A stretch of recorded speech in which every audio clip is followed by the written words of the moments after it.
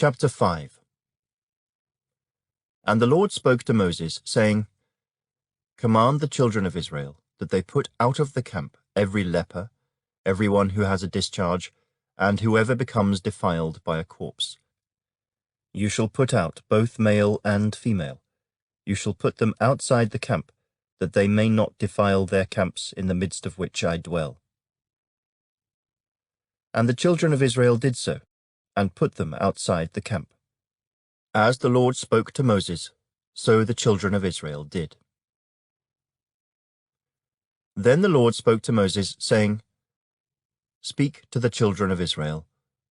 When a man or woman commits any sin that men commit in unfaithfulness against the Lord, and that person is guilty, then he shall confess the sin which he has committed.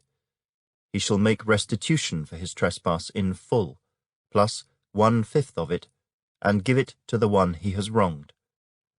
But if the man has no relative to whom restitution may be made for the wrong, the restitution for the wrong must go to the Lord for the priest, in addition to the ram of the atonement, with which atonement is made for him.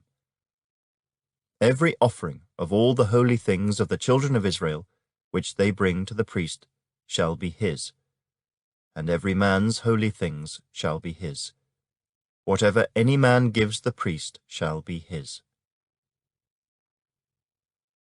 And the Lord spoke to Moses, saying, Speak to the children of Israel, and say to them, If any man's wife goes astray and behaves unfaithfully toward him, and a man lies with her carnally, and it is hidden from the eyes of her husband, and it is concealed that she has defiled herself, and there was no witness against her, nor was she caught. If the spirit of jealousy comes upon him, and he becomes jealous of his wife who has defiled herself, or if the spirit of jealousy comes upon him, and he becomes jealous of his wife, although she has not defiled herself, then the man shall bring his wife to the priest. He shall bring the offering required for her, 1/10 of an ephah of barley meal. He shall pour no oil on it, and put no frankincense on it, because it is a grain offering of jealousy, an offering for remembering, for bringing iniquity to remembrance. And the priest shall bring her near, and set her before the Lord. The priest shall take holy water in an earthen vessel, and take some of the dust that is on the floor of the tabernacle, and put it into the water. Then the priest shall stand the woman before the Lord, uncover the woman's head, and put the offering for remembering in her hands, which is the grain offering of jealousy. And the priest shall have in his hand the bitter water that brings a curse.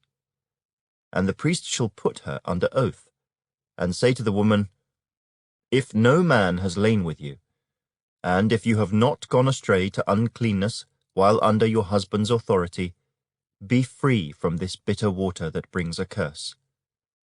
But if you have gone astray while under your husband's authority, and if you have defiled yourself, and some man other than your husband has lain with you, then the priest shall put the woman under the oath of the curse, and he shall say to the woman, The Lord make you a curse and an oath among your people, when the Lord makes your thigh rot and your belly swell.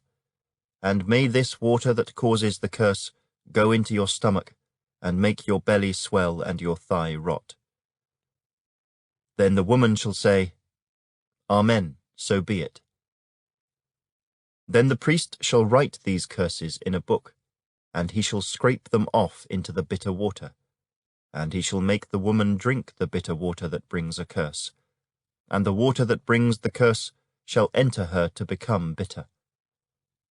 Then the priest shall take the grain offering of jealousy from the woman's hand, shall wave the offering before the Lord, and bring it to the altar.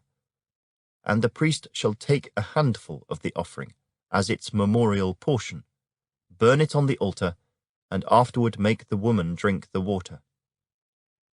When he has made her drink the water, then it shall be, if she has defiled herself, and behaved unfaithfully toward her husband, that the water that brings a curse will enter her and become bitter, and her belly will swell, her thigh will rot, and the woman will become a curse among her people.